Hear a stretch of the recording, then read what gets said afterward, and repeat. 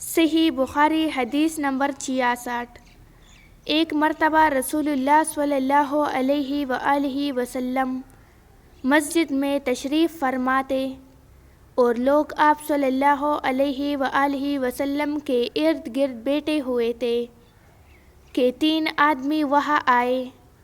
ان میں سے 2 رسول اللہ صلی اللہ علیہ وآلہ وسلم کے سامنے پہنچ گئے اور ایک واپس چلا گیا۔ راوی کہتے ہیں کہ پھر وہ دونوں رسول اللہ صلی اللہ علیہ وآلہ وسلم کے سامنے کھڑے ہو گئے۔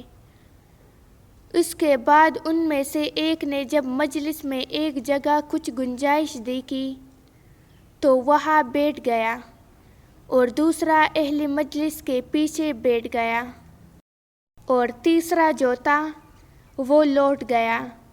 تو جب رسول اللہ صلی اللہ علیہ وآلہ وسلم اپنی گفتگو سے فارغ ہوئے تو صحابہ رضی اللہ تعالیٰ عنہ سے فرمایا کہ کیا میں تمہیں 3 آدمیوں کے بارے میں نہ بتاؤں؟ تو سنو۔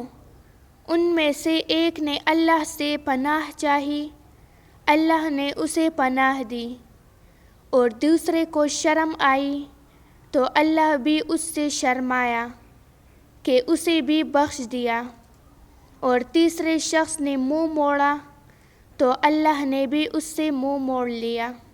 صحیح بخاری حدیث نمبر 67۔ وہ ایک دفعہ رسول اللہ صلی اللہ علیہ وآلہ وسلم کا تذکرہ کرتے ہوئے کہنے لگے کہ رسول اللہ صلی اللہ علیہ وآلہ وسلم اپنے اونٹ پر بیٹھے ہوئے تھے اور ایک شخص نے اس کی نکیل تام رکھی تھی۔ آپ صلی اللہ علیہ وآلہ وسلم نے پوچھا، آج یہ کون سا دن ہے؟ ہم خاموش رہے حتیٰ کہ ہم سمجھے کہ آج کے دن کا آپ کوئی دوسرا نام اس کے نام کے علاوہ تجویز فرمائیں گے۔ پھر آپ صلی اللہ علیہ وآلہ وسلم نے فرمایا، کیا آج قربانی کا دن نہیں ہے؟ ہم نے عرض کیا، بے شک۔ اس کے بعد آپ صلی اللہ علیہ وآلہ وسلم نے فرمایا، یہ کون سا مہینہ ہے؟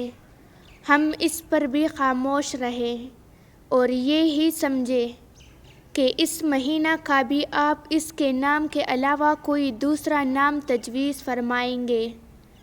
پھر آپ صلی اللہ علیہ وآلہ وسلم نے فرمایا، کیا یہ ذی الحجہ کا مہینہ نہیں ہے؟ ہم نے عرض کیا، بے شک۔ آپ صلی اللہ علیہ وآلہ وسلم نے فرمایا، تو یقیناً تمہاری جانیں اور تمہارے مال اور تمہارے آبرو تمہارے درمیان اسی طرح حرام ہیں جس طرح آج کے دن کی حرمت تمہارے اس مہینے اور اس شہر میں ہے۔ پس جو شخص حاضر ہے اسے چاہیے کہ غائب کو یہ بات پہنچا دے، کیونکہ ایسا ممکن ہے کہ جو شخص یہاں موجود ہے وہ ایسے شخص کو یہ خبر پہنچائے جو اس سے زیادہ حدیث کا یاد رکھنے والا ہو۔ صحیح بخاری حدیث نمبر 68۔ رسول اللہ صلی اللہ علیہ وآلہ وسلم نے ہمیں نصیحت فرمانے کے لیے کچھ دن مقرر کر دیے تھے، اس ڈر سے کہ کہیں ہم کبیدہ خاطر نہ ہو جائے۔